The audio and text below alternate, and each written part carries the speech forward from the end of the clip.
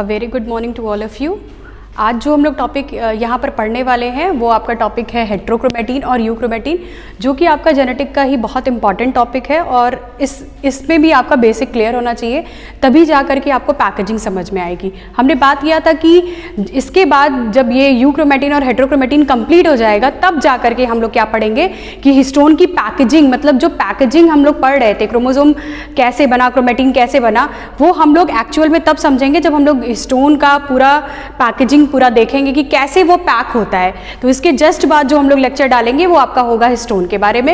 और हिस्टोन की पैकेजिंग हम 3 लेक्चर में आपको पढ़ाएंगे कि पैकेजिंग ऐसा नहीं है कि हिस्टोन की पैकेजिंग एक लेक्चर में कंप्लीट भी हो जाएगा, और या फिर आप ये भी नहीं कह सकते कि आपका हिस्टोन का जो बारे में एक 3 लेवल है जो हिस्टोन की पैकेजिंग का, वो आपको समझना पड़ेगा। तो 3 लेवल में हम हिस्टोन की पैकेजिंग को समझेंगे। तो ये आपका नेक्स्ट लेक्चर होगा, तब वो आपको समझ आएगा। जब यूक्रोमेटिन हेट्रोक्रोमेटिन आप समझ लोगे तो आपको पैकेजिंग और अच्छे से क्लियर होगी। तो जितने भी हमने टर्मिनोलॉजी यूज़ किए हुए हैं वो सारे पैकेजिंग में काम आने वाले हैं। ठीक है, तो हम स्टार्ट करते हैं आज यूक्रोमेटिन और हेट्रोक्रोमेटिन के बारे में। बट इसके पहले भी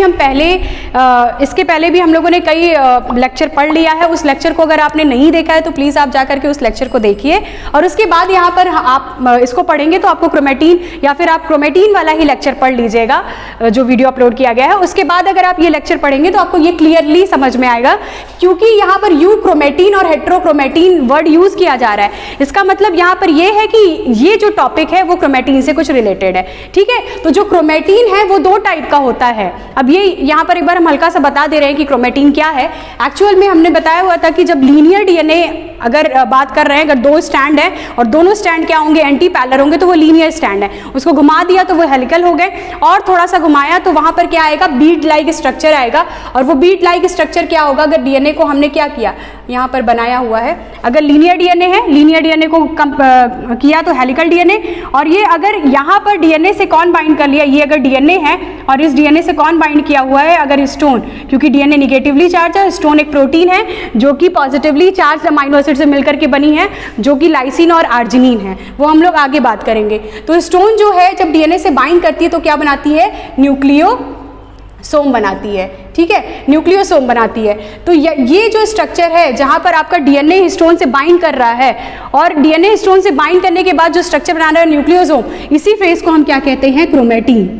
ठीक है, इसी को हम कहते हैं क्रोमेटिन। क्रोमेटिन जो है वो लेस कंडेंस फॉर्म है, लेस कंडेंस फॉर्म है। ठीक है, पूरी तरह से कंडेंस नहीं हुआ है। पूरी तरह से कंडेंस हो जाना मतलब पैक हो जाना, तो उसको जब कंडेंस हो जाएगा तो क्रोमोसोम कहते हैं, लेकिन अभी ये लेस कंडेंस फॉर्म है, उसको हम क्या कहते हैं, क्रोमेटिन। तो जब भी वर्ड क्रोमेटिन यूज किया जा रहा है तो उसके सीधे से आप समझोगे क्या कि हिस्टोन उसके डीएनए के साथ क्या है, रैप्ड है। हिस्टोन ये प्रोटीन है, ठीक है, और इस पर क्या है, हमारा डीएनए जब रैप होता है तो उसी को हम क्या कहते हैं, आपका क्रोमेटिन। ठीक है, अब ये क्रोमेटिन 2 तरह की होती है, एक होता है यूक्रोमेटिन और एक होता है हेट्रोक्रोमेटिन।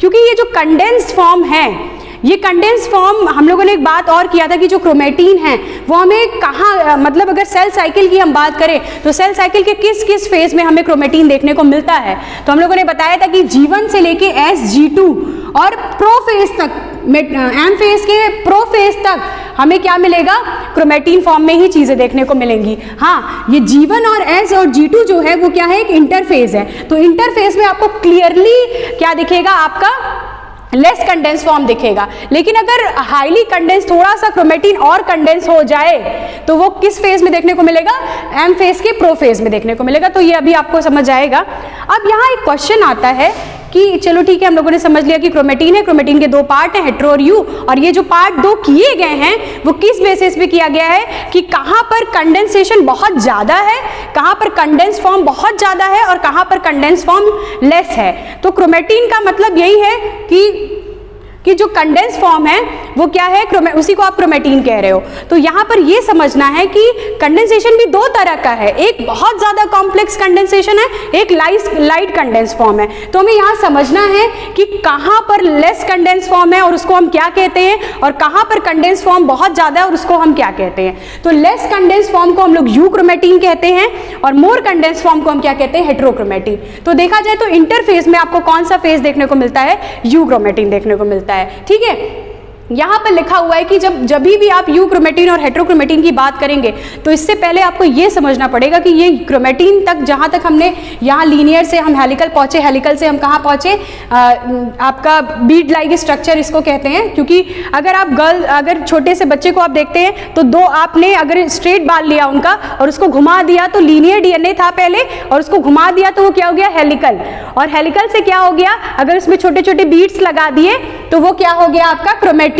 अब ये क्रोमेटिन को अगर और थोड़ा सा, अगर मान लीजिए वो हेयर है तो उसको अगर हमने ऐसे फोल्ड किया, ऐसे घुमा रहे हैं तो क्या होगा, ये क्रोमेटिन जो है, ये जो आपका हेयर है उसमें जो बीड्स उसने लगा रखे हैं बच्चे ने, वो क्या होगा, वो आपका और घुमाएंगे, अगर उसको ऐसे रोल करेंगे तो जैसे कैट लाइक स्ट्रक्चर, यहाँ पर कैट वाला जो आपका बन चला है वो उस टाइप का। तो यहाँ पर अगर आप उसको कॉम्प्लेक्स और मोड़ेंगे तो वहाँ पर क्या होगा, न्यूक्लियोसोम क्या होंगे, एक दूसरे पर अरेंज हो जाएंगे, है ना। अगर इसको हमने घुमाया, ऐसे रोल किया, तो ये सारे न्यूक्लियोसोम जितने भी हैं इसको ऐसे घुमाएंगे तो क्या होगा, वो सारे जैसे एक पास आ जाएंगे, है ना। तो उस फेज को आप क्या कहते हो, यूक्रोमेटिन कहते हो, ठीक है। तो ये जो हेटेरोक्रोमेटिन और यूक्रोमेटिन जो आप फॉर्म कह रहे हो, आपको मैंने पहले भी बताया था कि अगर ये जो क्रोमेटिन वर्ड है वो लेस कंडेंस फॉर्म है तो इसका मतलब कंडेंस फॉर्म अभी बचा हुआ है। और अगर कंडेंस फॉर्म को क्रिएट करने के लिए हमको सिर्फ हिस्टोन से ही काम नहीं चलने वाला। यहाँ पर अगर यही फॉर्म कंडेंस हो जाता, यहाँ तो हिस्टोन बाइंड की हुई है, तो इसी फॉर्म को अगर हम कह देते कि ये फॉर्म क्या है आपका, ये फॉर्म आपका क्रोमेटिन है, लेकिन अभी ये लेस कंडेंस है। अगर इसको हाईली कंडेंस करना है तो अकेला हिस्टोन ही काम नहीं आएगा यहाँ पर, क्योंकि लेस कंडेंस में कौन आ रहा है, आपका हिस्टोन प्रोटीन आ रही है, और ये हिस्टोन प्रोटीन लेस कंडेंसेशन में इन्वॉल्व हुई है, हाईली कंडेंसेशन में इन्वॉल्व नहीं हुई है। इस बात को क्लियर रखिएगा कि लेस कंडेंस फॉर्म में हमेशा हिस्टोन इन्वॉल्व होता है, लेकिन हाईली कंडेंस फॉर्म में, यूकैरियोट में हाईली कंडेंस फॉर्म जिसको आप क्रोमोसोम कह रहे हो, उसको बनाने के लिए सिर्फ इससे काम नहीं चलने वाला, हिस्टोन से एक और प्रोटीन आती है जो कि और कंडेंस करने में मदद करती है, उसको हम कहते हैं नॉन हिस्टोन प्रोटीन।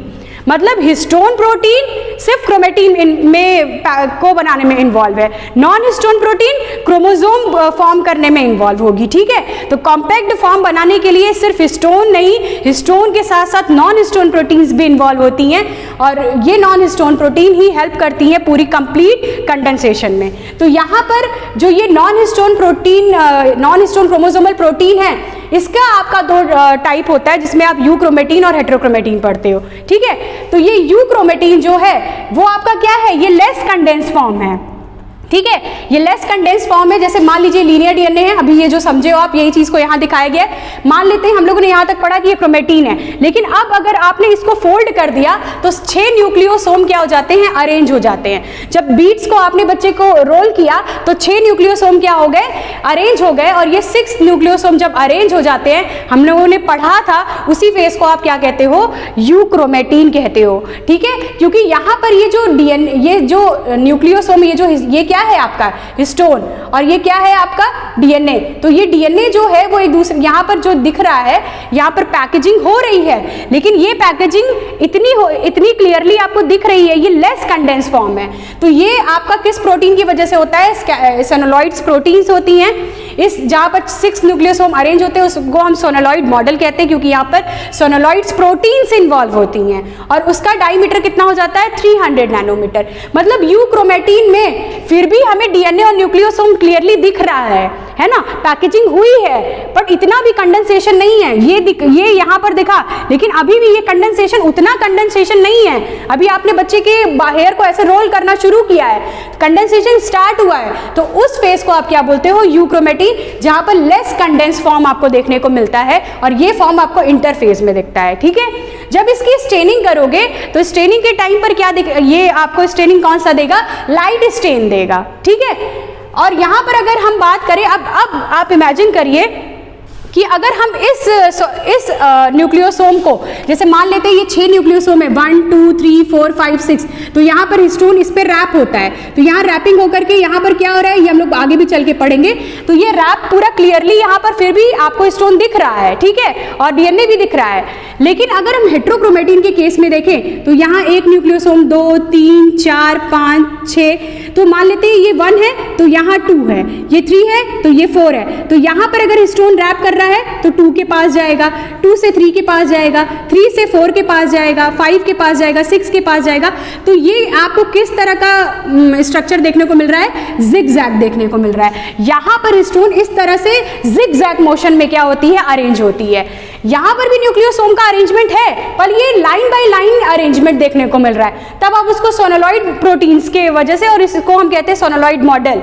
अब यहाँ पर जिगजैग अरेंजमेंट, जो कि एक्चुअल में यही अरेंजमेंट को ही प्रॉपर माना भी जाता है कि जिगजैग अरेंजमेंट एक आपका फिक्स्ड अरेंजमेंट है, ये आपका यही एक्चुअल में होता है। इसी तरह डीएनए हिस्टोन से रैप होता है, ठीक है, जिगजैग पोर्शन में, ठीक है। जिगजैग कहने का मतलब यहाँ यहाँ यहाँ यहाँ ऐसे, ठीक है, तो ये जिगजैग पोर्शन है। तो इस जिगजैग पोर्शन में जब आपका हिस्टोन क्या होता है, जब आपने उसके बच्चे के आपने हेयर को और करना शुरू किया तो क्या होगा, न्यूक्लियोसोम और भी कॉम्प्लेक्स होते जाएंगे और कंडेंसेशन होगा। जो धागे वाली बात बताई थी कि और कॉम्प्लेक्स करते जाओगे तो वो एक दूसरे पे क्या होंगे, फोल्ड होते जाएंगे। तो वो फेज आपका क्या कहलाता है, हेट्रोक्रोमेटिन। मतलब यहाँ पर डीएनए इतना जिगजैग मोशन में आपका न्यूक्लियोसोम से अरेंज है कि वो एकदम डेंस हो गए हैं, एकदम कॉम्प्लेक्स हो गए हैं, और बहुत जब पूरी तरह से, मतलब ये कंप्लीट कंडेंसेशन नहीं है, थोड़ा सा कंडेंसेशन के थोड़ा सा पहले का प्रोसेस है। तो यहाँ पर जो हेट्रोक्रोमेटिन है वो क्या है, आपका कंडेंस रीजन है क्रोमेटिन का, ठीक है। और ये लेस कंडेंस, मतलब ये वाला रीजन जहाँ पर हमें स्कैफोल्ड प्रोटीन्स देखने को मिल रही हैं, सोनोलॉइड्स प्रोटीन्स, ठीक है। यहाँ पर अगर हम एक और बात बताना चाहें, यहाँ बताइए आप लाइट स्टेन आपको मिलेगा, अगर स्टेनिंग करेंगे तो यहाँ लाइट स्टेन देखने को मिलेगा, क्योंकि यहाँ डीएनए और न्यूक्लियोसोम क्लियरली आपको दिख रहे हैं। लेकिन अगर हम यहाँ बात करें हेट्रोक्रोमेटिन के केस में, तो यहाँ पर आपको क्या होगा, डार्कली स्टेन, यहाँ पर डार्कली स्टेन, क्योंकि यहाँ पर न्यूक्लियोसोम हिस्टोन से रैप तो है, लेकिन जिगजैग मोशन की वजह से वो बहुत कॉम्प्लेक्स हो गए हैं, बहुत डेंस हो गया है, तो इसीलिए वो रीजन क्या कहलाता है, डार्कली स्टेन्ड, ठीक है। अगर अब हम बात करें यहाँ पर कि अब आपको पता है कि डीएनए को देख करके हम यहाँ पर इरेज करते हैं, डीएनए की अगर हम बात करें तो डीएनए से क्या बनता है, आपका एमआरएनए, और इस फेज को आप क्या कहते हो, ट्रांसक्रिप्शन, ठीक है, इस फेज को हम लोग कहते हैं ट्रांसक्रिप्शन। तो आप बताइए, आपका डीएनए को ही देखकर एमआरएनए बन रहा है, तो इस फेज को आप ट्रांसक्रिप्शन कह रहे हो। तो यहाँ पर अगर हम यूक्रोमेटिन की बात करेंगे, जिसमें आपका डीएनए और हिस्टोन आपको क्लियरली दिख रहा है, तो डीएनए को देख करके आपका क्या होगा, डीएनए को देख करके एमआरएनए बन सकता है। तो इसीलिए कहा जाता है कि ट्रांसक्रिप्शनली एक्टिव है ये। ट्रांसक्रिप्शनली एक्टिव क्यों है, क्योंकि यहाँ पर बेटा डीएनए पर क्या, हम लोगों ने पढ़ा था कि डीएनए पर क्या है, यहाँ पर जो जीन्स हैं वो कहाँ पर प्रेजेंट हो, कोडिंग रीजन पे प्रेजेंट होते हैं, मतलब वहां पर कोड हो, वहां पर अमाइनो एसिड कोड हो सकता है, वहां से कोड हो करके वो प्रोटीन बना सकता है।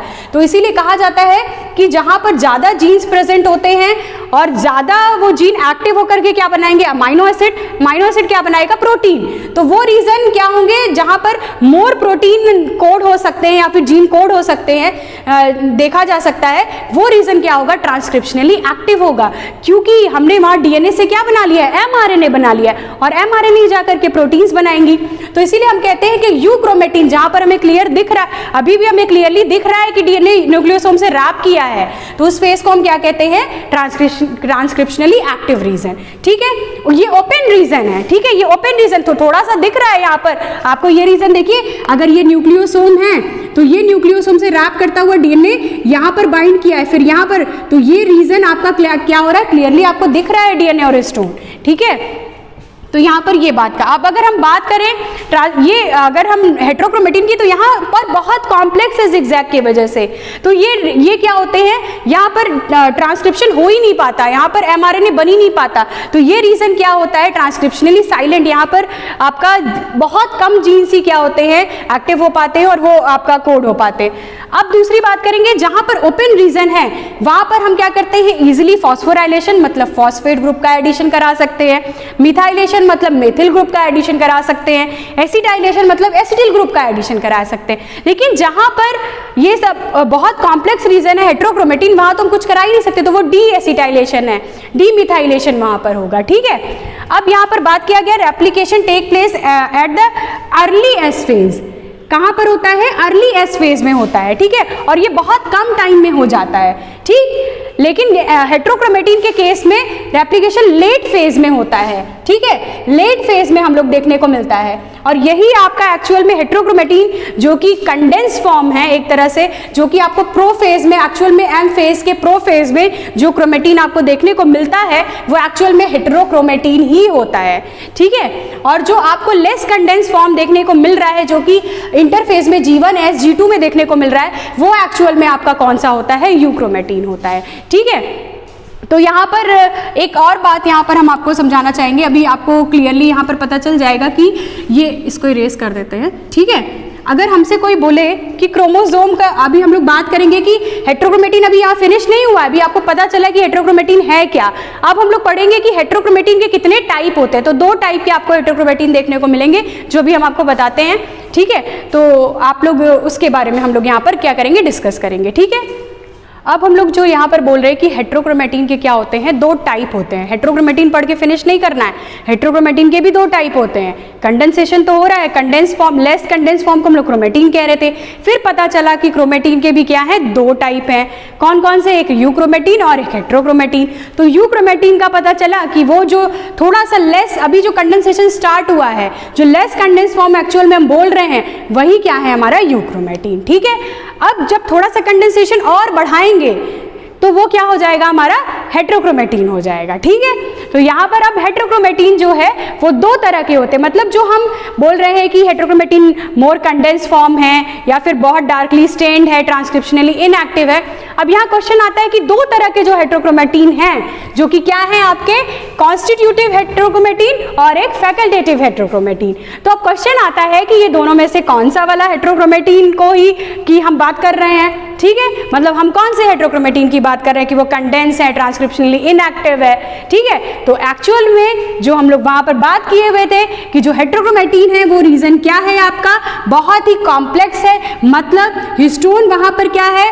हिस्टोन वहां पर क्या की है? हिस्टोन प्रोटीन और डीएनए क्या है? Negatively charge, histone positively charge है, इसीलिए डीएनए क्या है? हिस्टोन पर, ये अगर हिस्टोन है तो डीएनए इसके राउंड क्या है? 2 बार रैप करती है। क्यों 2 बार करती है? ये हम लोग बाद में पढ़ेंगे। ठीक है, तो यहाँ पर हिस्टोन क्या है? डीएनए क्या है? हिस्टोन पर रैप है, लेकिन यहाँ पर, और उसको आप, जब हिस्टोन और डीएनए था उसको आप लोग न्यूक्लियोसोम कह रहे थे। तो न्यूक्लियोसोम, यहाँ पर जो डीएनए रैप है, ये रैपिंग आपको यहाँ पर कॉम्प्लेक्स क्यों दिख रही है? ये रैपिंग आपको किस तरह की मिलेगी? जिगजैग जिगजैग जिगजैग दिखेगी। ठीक है, तो जब जिगजैग टाइप की आपको देखने को, एक्चुअल में हिस्टोन की पैकेजिंग जिगजैग ही होती है, यही वाली सेलेक्ट की जाती है। ठीक है, तो यहाँ पर आप देख रहे हो, यहाँ पर 1 है, अगर ये पहला न्यूक्लियोसोम है, 6 न्यूक्लियोसोम अरेंज होते हैं, पहले भी बता दिया हमने। ठीक है, तो यहाँ 6, यहाँ 1 है, इसने रैप किया 2 से, फिर 3, देख रहे इतना कॉम्प्लेक्स दिख रहा है, इसीलिए कॉम्प्लेक्सिटी होने की वजह से ये कैसा दिखता है? हमें कंडेंस दिखता है। ठीक है, तो कंडेंस दिखने के साथ साथ ये क्या, अगर स्टेन करेंगे तो ये डार्क दिखेगा हमको। ठीक है, डार्क स्टेन्ड होगा ये, तो डार्कली स्टेन्ड होगा। और ट्रांसक्रिप्शनली क्या होगा? ट्रांसक्रिप्शन कराने के लिए हमें डीएनए तो दिखना चाहिए ना, तो डीएनए को देख करके क्या होगा? आपका डीएनए पर जीन्स दिखेंगे, जीन देख करके क्या होगा? एक्टिव होकर के एमआरएनए बनाएगा, प्रोटीन्स बनाएगा। लेकिन ये इतना ज्यादा कॉम्प्लेक्स है कि ट्रांसक्रिप्शनली ये क्या होता है? इनएक्टिव होता है। ठीक है, ट्रांसक्रिप्शन नहीं हो पाता। ठीक, तो यहाँ पर ये हेट्रोक्रोमेटिन कौन सा होता है?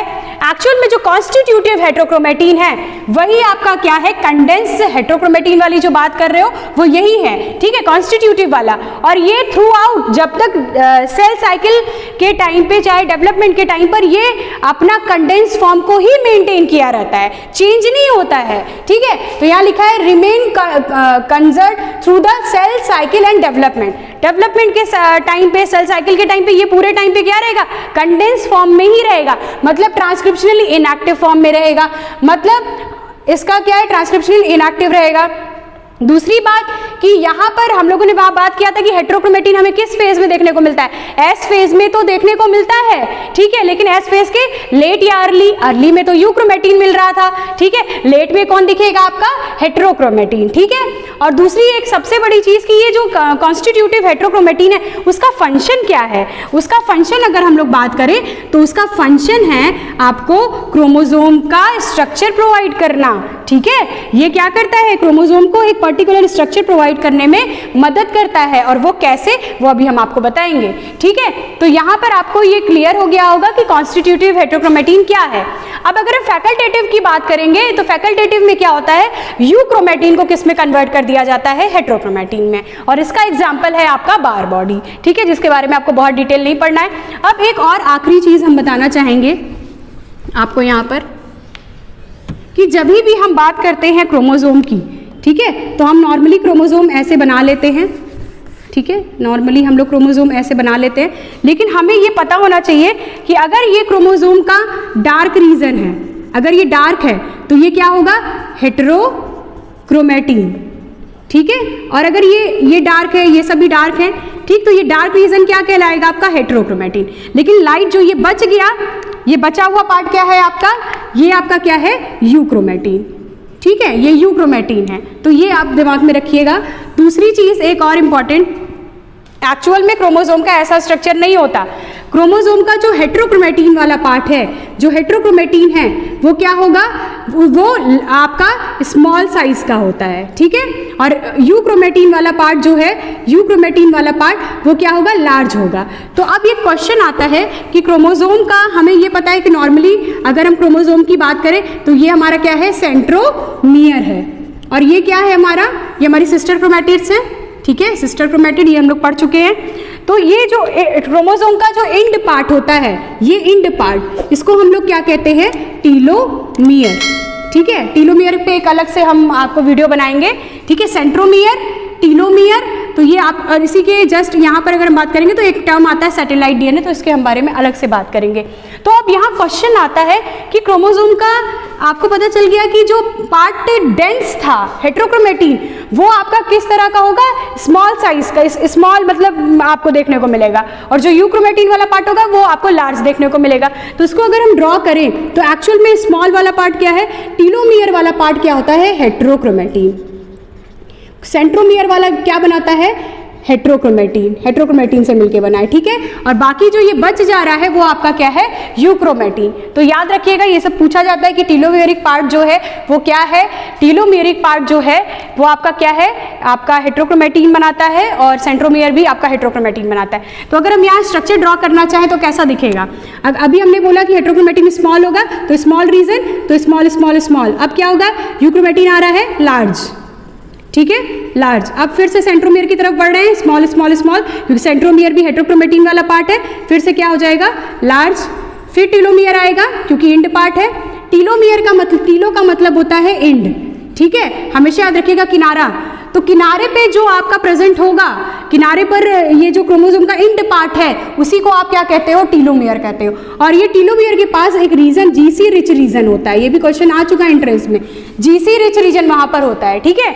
और ये टीलोमियर का फंक्शन क्या है एक्चुअल में, ये जो टीलोमियर है ये आपका क्रोमोसोम का जो ये बेंडिंग, आपसे ये पार्ट देख रहे हो, क्रोमोसोम ऐसे नहीं है, ऐसे खुला हुआ नहीं है, ये आपका क्या है, बेंड हुआ है। तो ये बेंडिंग क्यों प्रोवाइड करता है, इसलिए प्रोवाइड करता है ताकि ये और किसी क्रोमोसोम से क्या हो जाए, अटैच ना हो जाए, ठीक है, किसी और क्रोमोसोम से अटैच ना हो जाए, इसीलिए टीलोमेयर क्या करता है, इसको ऐसे कैप लाइक स्ट्रक्चर बना देता है, ठीक है, ये कैप लाइक स्ट्रक्चर। तो टीलोमेयर का ये फंक्शन, और इसका एजिंग में भी फंक्शन आपको देखने को मिलेगा, कैंसर में भी देखने को मिलेगा, क्योंकि टीलोमरेज एंजाइम आता है, तो उसके बाद में, उसके बारे में हम बाद में डिस्कस करेंगे, ठीक है।